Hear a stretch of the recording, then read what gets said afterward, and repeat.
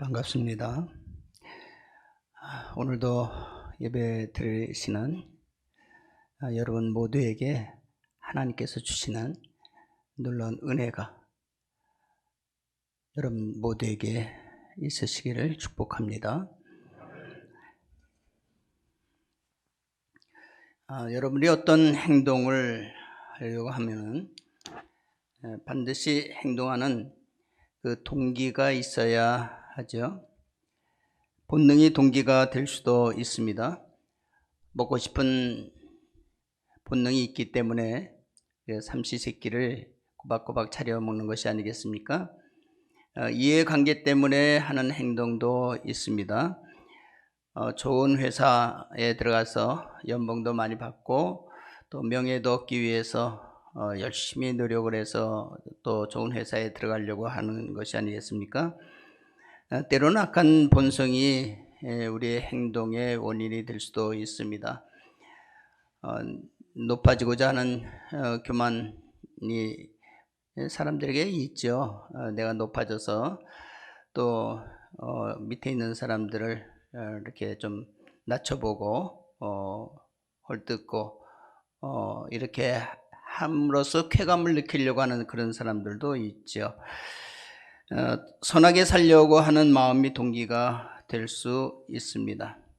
이 가운데서도 선하게 살려는 마음의 동기는 인간을 선하게 창조하신 하나님의 목적대로 인생의 삶을 아름답고 고귀하게 만드는 것이죠. 여러분은 어떤 마음을 가지고 이 세상을 살아가고 있습니까? 사람들에게 누구나 기본적인 본능이 있고 이익을 추구하고자 하는 그런 욕망이 있고 또 이기적인 악한 마음 본성도 우리에게 내재되어 있습니다. 그러나 그런 것들이 우리의 인생을 지배하게 해서는 안 되리라고 생각을 합니다. 여러분은 그리스도인이기 때문에 그렇습니다. 그리스도인들은 누구나 오직 선한 양심이 이끄는 대로, 선한 양심이 지배하는 대로 착하게 살아가는 사람이 되어야 합니다. 오늘 본문 9절에 이렇게 우리에게 말씀하고 있습니다. 우리가 선을 행하되 낙심하지 말지니 포기하지 아니하면 때가 이름에 거두리라. 선을 행하되 선을 행하라고 말씀합니다.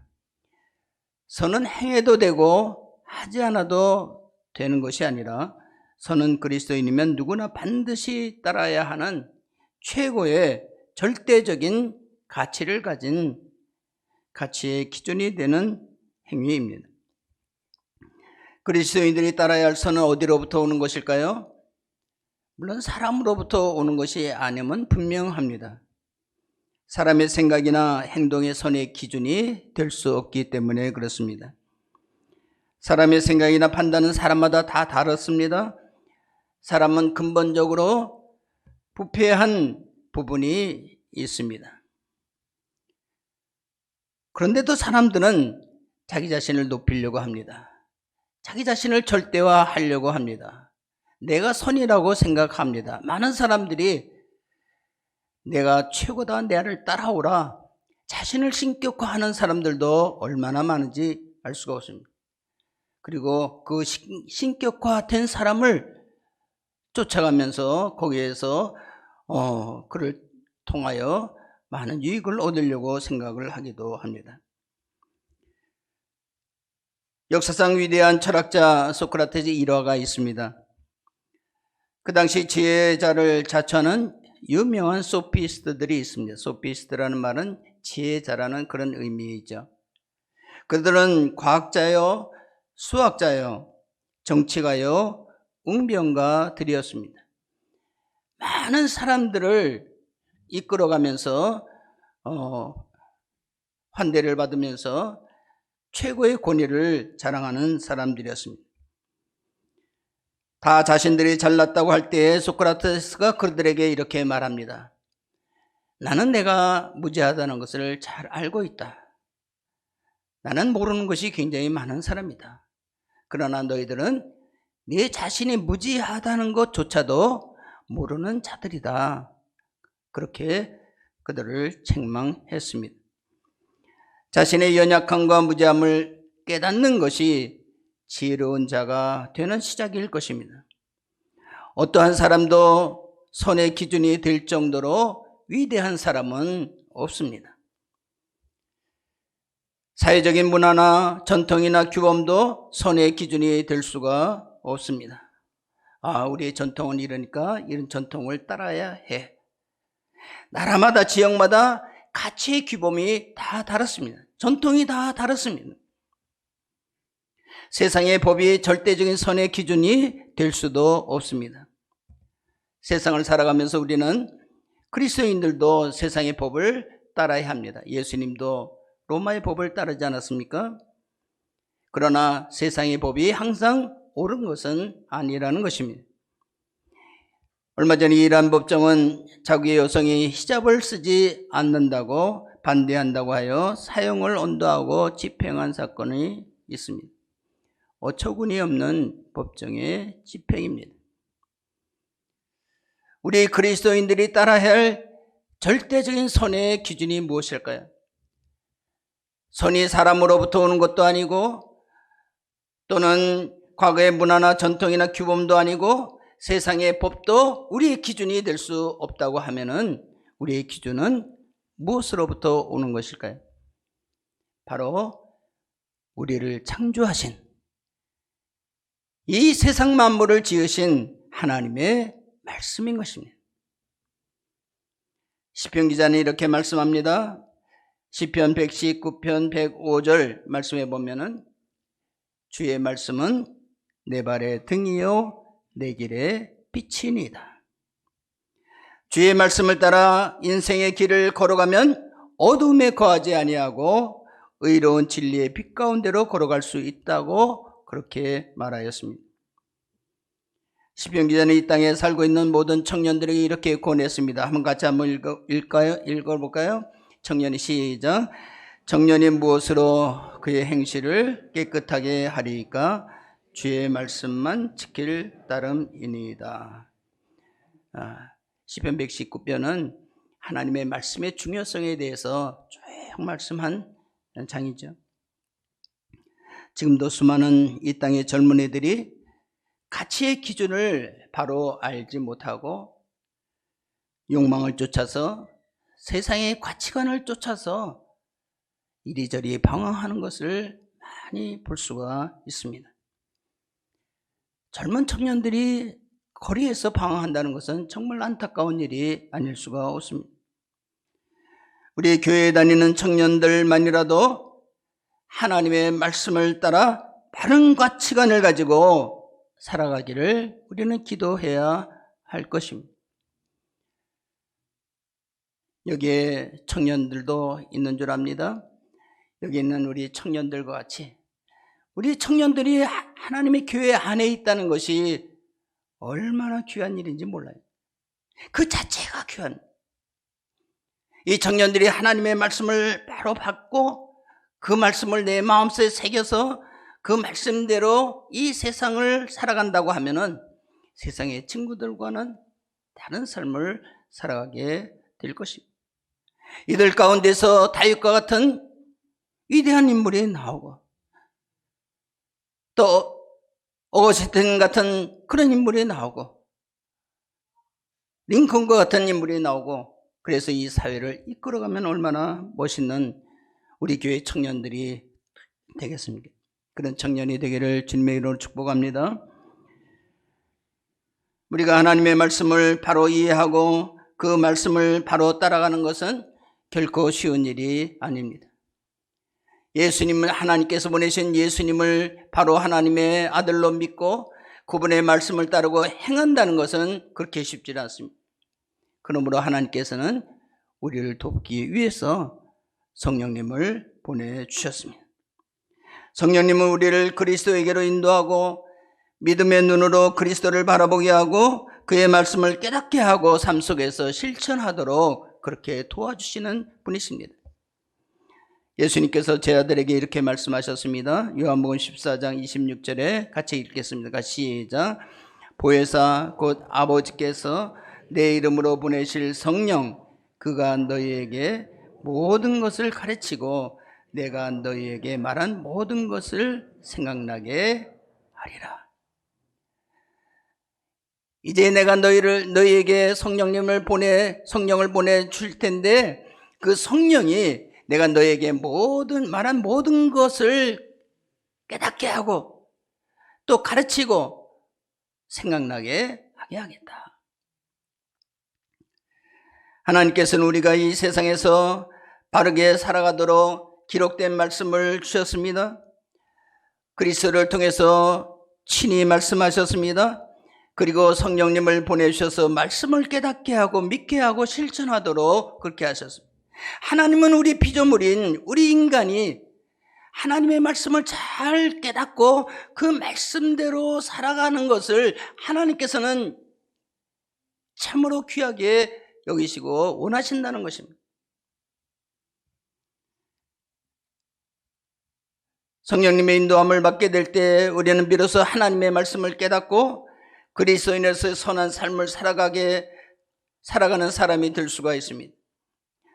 선한 사람이 되기를 원하십니까? 선한 삶을 원하십니까? 성령님의 사람이 성령님을 마음속에 품는 여러분들이 되어야 할 것입니다. 선한 삶은 성령님의 도우심을 전제로 합니다. 내가 스스로 착하게 되고 내가 스스로 선한 일을 하고 내가 스스로 사랑의 사람이 되고 내가 원수를 용서해주고 인간의 마음은 절대 그렇게 할 수가 없다는 것입니다. 하나님의 도우심을 받아야 돼. 하나님께서 보내신 성령님의 인도하심을 받아야 돼. 이렇게 성령의 인도함을 받는 사람은 반드시 선한 열매로 나타나게 되는 것입니다. 반드시 우리의 삶 속의 열매가 맺게 된다는 것입니다. 갈라디아서 5장 16절 말씀 같이 읽겠습니다. 시작. 내가 이르노니 너희는 성령을 따라 행하라. 그리하면 육체의 욕심을 이루지 아니하리라. 계속 있습니다. 22절 23절 시작. 오직 성령의 열매는 사랑과 희락과 화평과 오래 참음과 자비와 양성과 충성과 온유와 절제니 이 같은 것을 금지할 법이 없느니라. 우리가 성령의 인도함을 받는 사람, 육체의 소욕을 따르지 아니한다.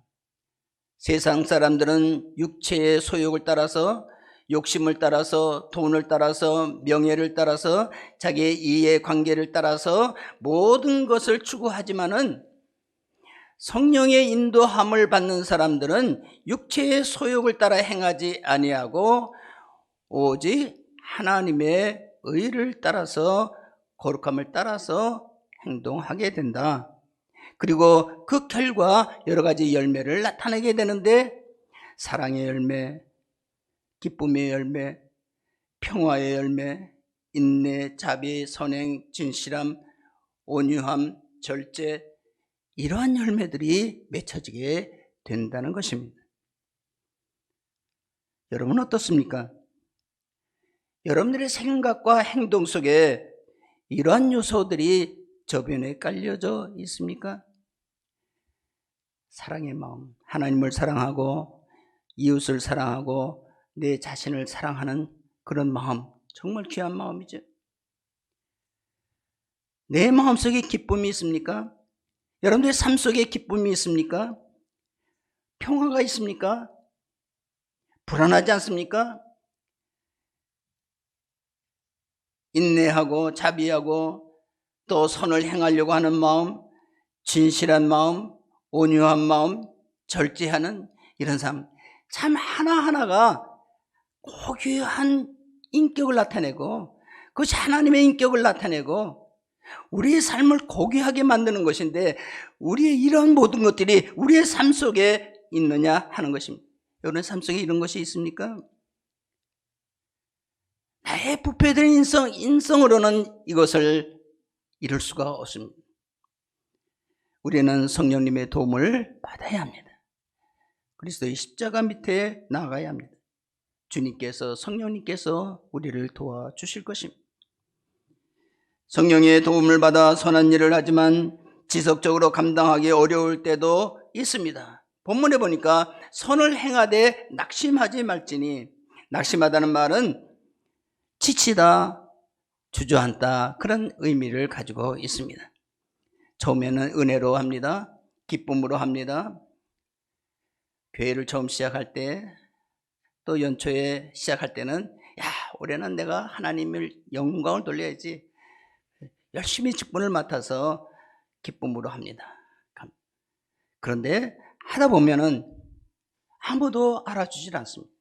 내가 이렇게 열심히 하는데 목사님이 알아주지 않네, 장로님이 알아주지도 않네, 권사님들이 알아주지 않네, 내가 지금 뭐 하는 짓이지? 때로는 일이 지칩니다. 오늘 지금도 식당에서 봉사하시는 분들이 계신데, 식당 봉사가 참 어렵잖아요. 하다 보면은 짜증나요. 내가 예배 드리러 왔지, 내가 식당 봉사하러 왔나?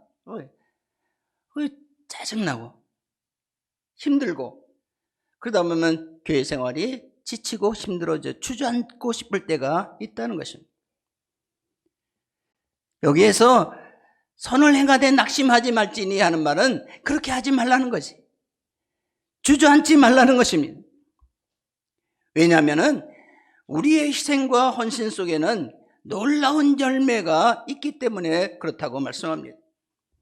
출애굽기에서 1장에 보면은 애굽왕이 이스라엘 자손의 번성을 두려워해서 애굽왕이 꾀를 냅니다. 이스라엘 백성 중에서 남자 아기를 낳으면은 다 죽이라, 산파를 통해서 죽이게 했습니다. 그런데 십부라와 부하라는 이 산파는 왕의 명령을 듣고도 하나님을 두려워해서 아이를 죽이지 않습니다. 남자 아기를 낳아도 다 살려줍니다. 세상의 왕보다 하나님의 뜻과 의를 따랐던 것을 볼 수 있습니다. 이는 자신들의 생명이 죽임을 당할 수도 있는 엄청난 행동이었습니다. 그럼에도 불구하고 그들은 하나님께서 기뻐하시는 뜻을 따라서 행한 것입니다. 하나님께서 그들의 행동을 보고 계셨습니다. 이 산파들의 행동을 보고 계셨습니다. 출애굽기 1장 20절 21절에 이렇게 하나님께서 칭찬하십니다. 같이 한번 읽어볼까요? 시작. 하나님이 그 산파들에게 은혜를 베푸시니 그 백성은 번성하고 매우 강해지니라. 그 산파들은 하나님을 경외하였으므로 하나님이 그들의 집안을 흥왕하게 하신지라. 그들은 그냥 하나님의 뜻을 따라서 그냥 모든 것을 행했어요. 그런데 그 위험한 일을 할 때 하나님께서 그것을 보고 기뻐하셨습니다. 그 산파들의 행동이 결과적으로 어떻게 되었습니까? 이스라엘 나라를 강건하게 만들었다고 그랬어요. 백성이 번성하고 매우 강해지리라. 산파들의 그 작은 행동이 거기에서 끝나는 것이 아니라 그것을 이스라엘이 부강하는 하나의 놀라운 계기가 된 것을 볼 수가 있습니다. 그리고 산파들은 어떻게 됐습니까? 하나님께서 그들의 집안을 흥왕하게 하신지라. 번성하게, 그 집안도 하나님께서 책임져 주시는 거예요. 그래서 선을 행하되 낙심하지 말라는 것입니다. 선을 행하는 그 결과는 우리들에게 반드시 좋은 것으로 나타난다는 것입니다. 여러분 한 분 한 분의 충성된 헌신이 결과적으로 어떻게 됩니까? 교회를 부흥하게 만들 것이고 이 어두운 세상에 빛이 되는 교회로 발전하게 될 것입니다. 여러분 개개인의 가정에도 반드시 복된 삶이 이루어집니다. 시편 37편에 보면은 하나님의 뜻을 따라 의롭게 행동하는 삶에 대해서 그 결과에 대해서 쭉 나열되어 있는 것을 볼 수가 있는데요. 37편 1절과 2절을 같이 한번 읽겠습니다. 같이 시작. 악을 행하는 자들 때문에 불평하지 말며 불의를 행하는 자들을 시기하지 말지어다. 그들은 풀과 같이 속히 배임을 당할 것이며 푸른 채소같이 쇠잔할 것입니다. 우리가 언제 속상합니까? 나는 열심히 했는데도 별로 잘 되는 것 같지 않은데, 자기 멋대로 살아가는 사람은 사회에서 잘 되고 흥황하고 자녀들도 잘 되고, 지난번에 제가 욥기서에서도 한번 보지 않았습니까? 그럼 속상하죠. 근데 그런 거 갖고서 마음에 시기하지 말라, 불편해하지 말라. 그들은 잘 되는 것 같지만은 그들은 속히 배임을 볼 것이며, 하나님께서 그 가정과 미래를 하나님께서는 쇠잔하게 할 것이다 말씀하고 있습니다. 그들의 끝은 어떻게 됩니까? 하나님의 영원한 심판 아래 있게 된다는 것입니다.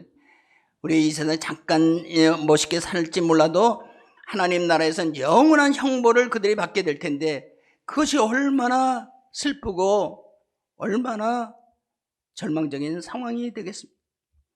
25절과 26절을 한번 보겠습니다. 시편 37편 25절 26절 같이 한번 읽겠습니다. 시작. 내가 어려서부터 늙기까지 의인이 버림을 당하거나 그의 자손이 걸식함을 보지 못하였도다. 그는 종일토록 은혜를 베풀고 꾸어주니 그의 자손이 복을 받는도다. 의인이 버림을 당하는 것이 없다는 것입니다. 반드시, 이 말씀은 뭐예요? 의인은 반드시 흥왕한다는 것입니다. 아니, 남을 도와주는데, 내가 희생하는데 그것이 어떻게 나에게 유익이 될까? 세상적인 지식으로는 그렇죠. 내 것이 나가면은 손해가 된다, 내 것이 마이너스가 되면 손해가 된다, 이렇게 세상에서는 가르치잖아요. 그 수학적인 거 뭐 틀림없습니다. 그런데 하나님의 나라에서 공식은 그렇지 않습니다. 내가 베푸는데 오히려 내가 더 부유하게 된다, 그렇게 말씀하고 있는 것입니다. 우리 교회 아마 성도님들도 여기에 아마 둘째 가라면 서러울 증인들이라고 생각이 됩니다.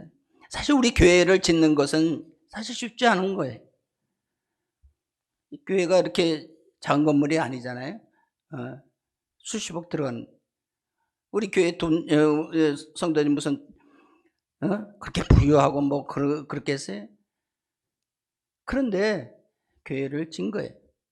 다 희생하고 헌신하고 11조도 내시고 감사원금도 내시고 또 거기에 뭐 특별원금도 내시고 건축원금 내시고 많이 헌신하세요. 어떤 분은 수억씩 했어요.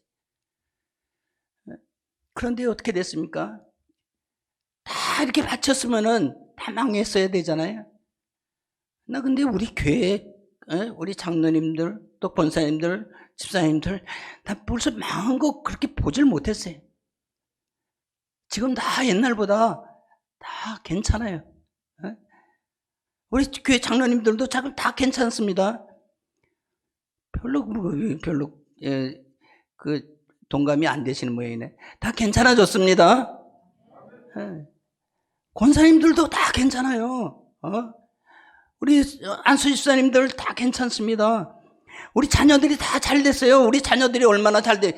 난 맨날 보면 우리 자녀들이 다 좋은 데 취직하고 또 좋은 학교 가고 다 그래요. 다 가정들도 괜찮았습니다. 여러분요, 교회 짓고 망한 사람은 없습니다. 헌금했다고 망한 사람이 없어요. 우리 교회 성도님들 다른 분들보다 많이 헌신했어요. 저는 너무나 감사해요. 근데 제가 뭐 그거 뭐 보답할 수 있습니까? 제가 갚아줄 수 있습니까? 못 갚았죠. 그런데 하나님께서 다 갚아주시더라고요. 하나님께서 인도해 주시는 거예요.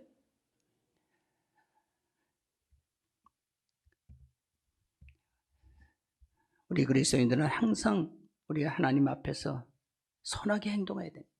내가 희생하는 것이 교회의 유익이 되고, 내가 희생하는 것이 하나님 나라의 영광이 되고, 내가 희생하는 것이 다른 성도들에게 또 더 힘이 된다고 하면은 내가 희생할 수 있어야 돼. 그 희생은 마이너스가 안 된다는 거예요. 그 희생은 값진 거예요. 그 희생은 아주 귀한 거예요. 하나님께서 갚아주시는 거예요. 다 잘 돼요. 여러분들 하나님 앞에 선을 행하고 하나님 앞에 잘 보이면서 아까 시뿌러같이 정말 그분들 때문에, 그 3번들 때문에 나라가 번성하고 개개인의 가정이 번성하는 그러한 여러분들의 가정이 다 되시기를 축복합니다. 선한 행동이 일시적인 것이 되어서는 안 돼요. 언제나 착하고 선하게.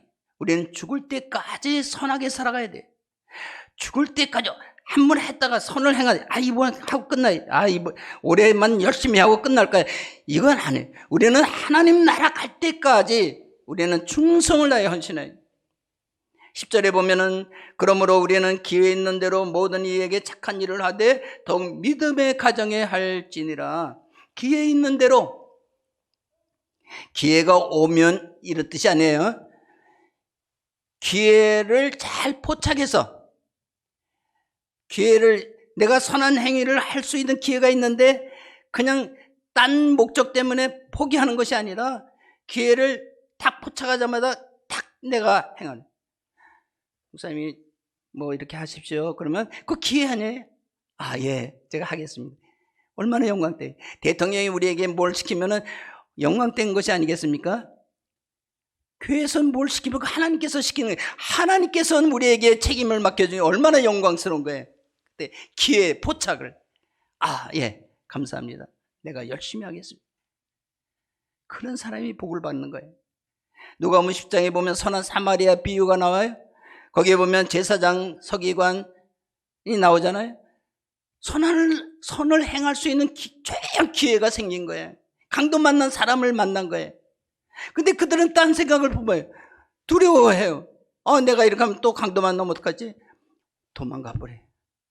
그런데 한 사마리아인은 그렇지 않았어요. 그 기회를 잘 포착했어요.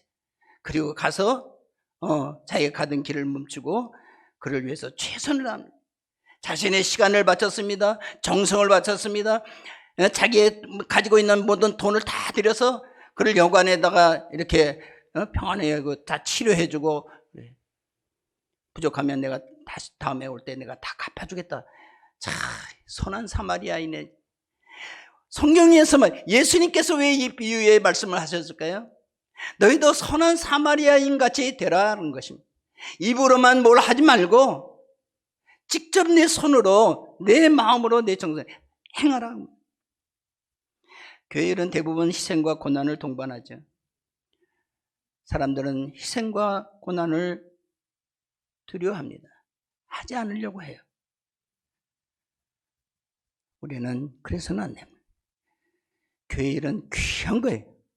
여러분의 사회에서 돈을 버는 것보다 교회에서 하나님의 나라를 위해서, 교회를 위해서 헌신하는 것이 더 몇 배나 더 귀한 거예요. 우리 귀한 것을 알아야 돼.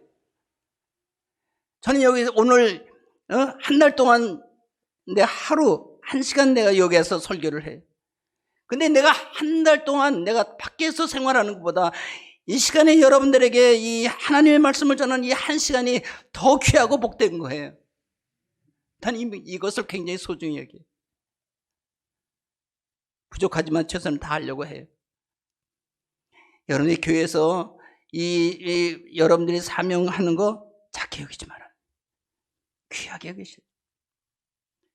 그리고 일을 할 때 우리가 세상에서 다른 사람 도와주는 것도 좋지만은 교회 안에서 식구들을 먼저 보살필 수 있어야 돼요. 교회를 이끌어가는 담임 목사님 여러분 잘 해드리세요. 그리고 교회를 위해서 정말 지금까지 많은 충성과 헌신을 하신 우리 장로님들 여러분들 존귀하게 여기셔야 돼요. 그분들을 깍듯하게 해드리세요. 조금 그런 거 갖고 하지 말고 그냥 무조건 우리 장로님들을 최고로 여기세요. 최고로 우리 교회 장로님들 최고로 여길만 해요. 한 분 한 분 다 정말 우리 교회를 위해서 눈물을 흘리시고 모든 것을 다 바치신 분들. 권사님들도 그렇죠. 우리 권사님들, 우리 교회 권사님들 정말 소중하신 분들. 연약한 분들도 많이 계세요. 우리 그분들에게 잘해드려요. 안수 집사님들도 정말 귀하게 쓰임을 받는. 이게 서로를 위해서 우리 교회의 모든 분들을 서로 돕고 사랑하고 격려하고 그 얼마나 아름다워요. 우리 교회가 스스로 이렇게 서로 돕고 서로 격려하고 사랑해야 여기서 힘을 얻어서 다른 사람을 도와줄 수 있지. 안에서 이것이 하나가 되지 못하고 서로 사랑하지 못하면 아무것도 할 수가 없는. 가정에서도 마찬가지. 가정에서도 보면 어떤 사람은 밖에서는 뭐 회사 일 잘하고 뭐 진짜 잘해 줘야 할 분이 누군 줄 아세요? 집에 아내예요, 아내. 아내한테 제일 최고로 잘해줘야 돼요. 그래야 나중에 대접을 받을 수가 있습니다. 뭐 미래를 위해서 그런 것보다도 사랑하는 아내한테 가장 귀한 아내에게 잘해주고 가정에 아내한테 잘해주면 그 가정이 힘을 얻어서 그게 남자에게도 힘이 돼. 아내가 사랑을 받고 남편에게 잘해주면 남편도 얼마나 밖에 나가서 더 힘을 얻겠어요. 말씀을 맡겠습니다. 사랑하는 성도 여러분, 하나님은 절대적으로 선하신 분이십니다. 우리가 이 세상에 살아갈 때 우리가 세상 사람들과 같이 비슷하게 살아가려고 해서는 안 돼. 욕심을 따라가지 마세요. 물론 우리가 세상에 돈도 필요하고 명예도 필요하고 다 필요해요. 그러나 그것이 우리의 우선순위가 되어서는 안 된다는 것입니다. 우리의 우선순위는 하나님을 사랑하는 거예요. 하나님을 사랑해요. 교회를 사랑하는 거예요. 그러기 위해서 우리가 세상에서 돈도 벌고 우리가 열심히 해서 달려가야 해요. 그래서 또 세상에서도 이렇게 벌어서 또 교회를 위해서 헌신하고 교회가 잘 돼. 교회가 잘 되고 교회가 번성하고 하나님의 사랑이 이렇게 넘쳐 흐르게 될 때 이 교회의 그 사랑이 이 세상으로 전달되는 것이 아니겠어요? 그걸로 교회를 하나님께서 세우신 거예요. 여러분들이 교회를 위해서 헌신하고 절대 여러분들 이거 나 이거 손해다 이렇게 절대 생각하지 마세요.